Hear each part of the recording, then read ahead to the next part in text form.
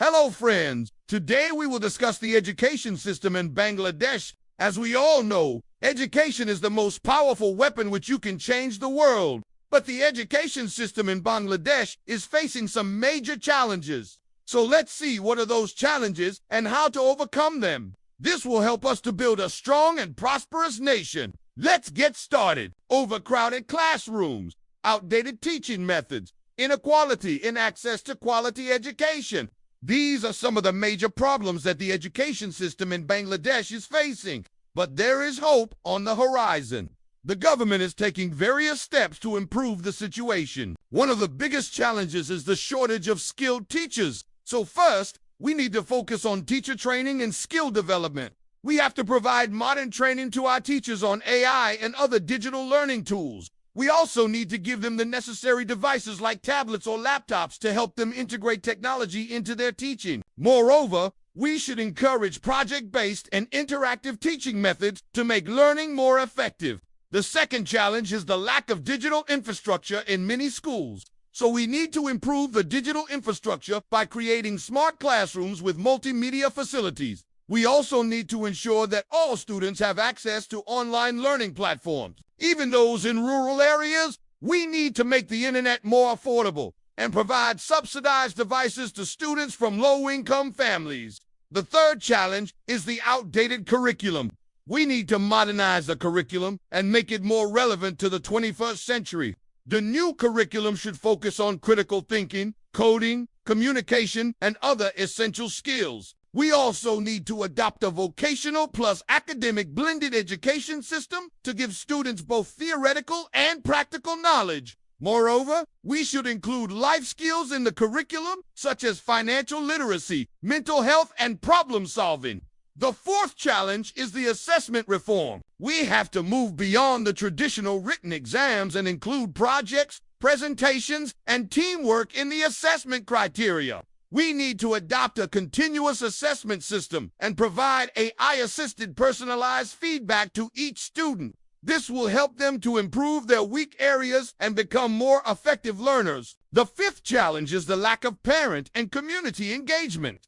Many parents lack digital literacy skills, so we need to provide them with training to help their children learn effectively in a digital environment. We should also encourage joint school community programs to address the educational needs of children. Moreover, we need to create safe online spaces for children and protect them from cyber threats. The sixth challenge is ensuring equal learning opportunities for all students. We need to provide inclusive content for differently abled students and reduce the rural-urban education gap. We should also ensure free access to a national digital library for all students. The seventh challenge is the use of new technology. We have to use AI-powered personalized learning paths, blockchain-based certificate verification, and virtual labs for practical subjects. We should also promote simulation-based learning to make it more effective. Friends, these are some of the major challenges and solutions to the education system in Bangladesh. We all have to work together to create a bright future for our country. Let's build a Bangladesh with skilled teachers, tech-enabled classrooms, and confident students who are ready to face the challenges of the global market and make our nation proud. Thank you. এখন আমরা সহজ ভাষায় পুরো বিষয়টা একবার বুঝে নিই। Hello বন্ধুরা, আসসালামু আলাইকুম সবাইকে। আজ আমরা বাংলাদেশের শিক্ষা ব্যবস্থা নিয়ে আলোচনা করব। আমরা সবাই জানি, শিক্ষা হল সবচেয়ে শক্তিশালী অস্ত্র যা দিয়ে আপনি বিশ্বকে পরিবর্তন করতে পারেন। কিন্তু বাংলাদেশের শিক্ষা ব্যবস্থা কিছু বড় চ্যালেঞ্জের মুখোমুখি। তাহলে আসুন দেখি সেই চ্যালেঞ্জগুলি কি এবং কিভাবে সেগুলি কাটিয়ে ওঠা যায়। এটি আমাদের একটি শক্তিশালী এবং সমৃদ্ধ জাতি গঠনে সহায়তা করবে। চলুন শুরু করা যাক। জনাকীর্ণ শ্রেণীকক্ষ, পুরানো শিক্ষাদান পদ্ধতি, মানসম্মত শিক্ষার সুযোগে বৈষম্য। বাংলাদেশের শিক্ষা ব্যবস্থা যেসব প্রধান সমস্যার মুখোমুখি হচ্ছে, তার মধ্যে এগুলো কিছু। তবে দিগন্তে আসার আলো দেখা যাচ্ছে। পরিস্থিতির উন্নতির জন্য সরকার বিভিন্ন পদক্ষেপ নিচ্ছে। সবচেয়ে বড় চ্যালেঞ্জগুলির মধ্যে একটি হল দক্ষ শিক্ষকের অভাব। তাই প্রথমে আমাদের শিক্ষক প্রশিক্ষণ এবং দক্ষতা উন্নয়নের উপর মনোযোগ দিতে হবে।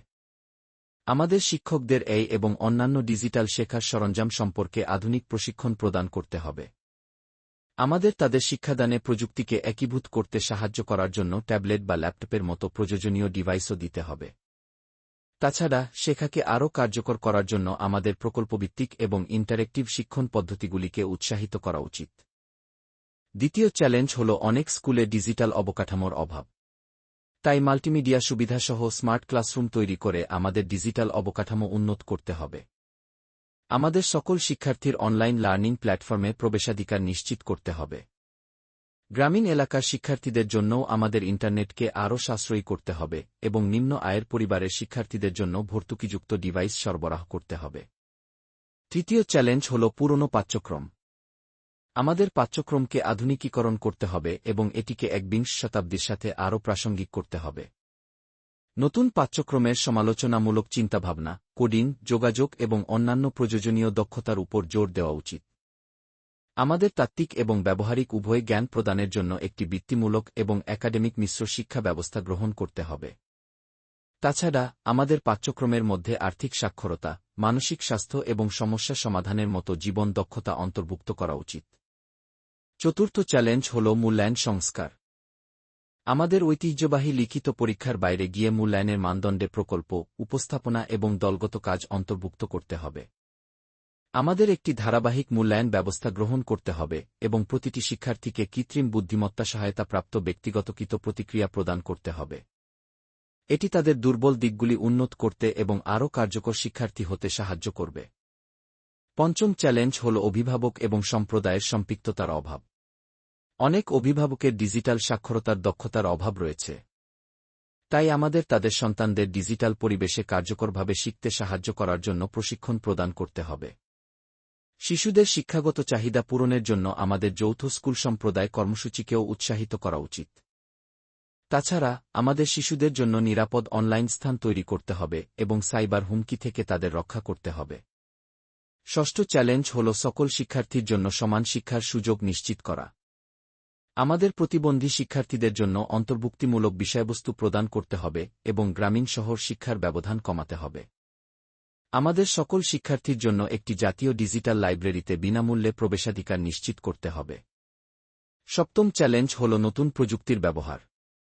আমাদের এআই-চালিত ব্যক্তিগতকৃত শিক্ষার পথ, ব্লকচেইন ভিত্তিক সার্টিফিকেট যাচাইকরণ এবং ব্যবহারিক বিষয়গুলির জন্য ভার্চুয়াল ল্যাব ব্যবহার করতে হবে।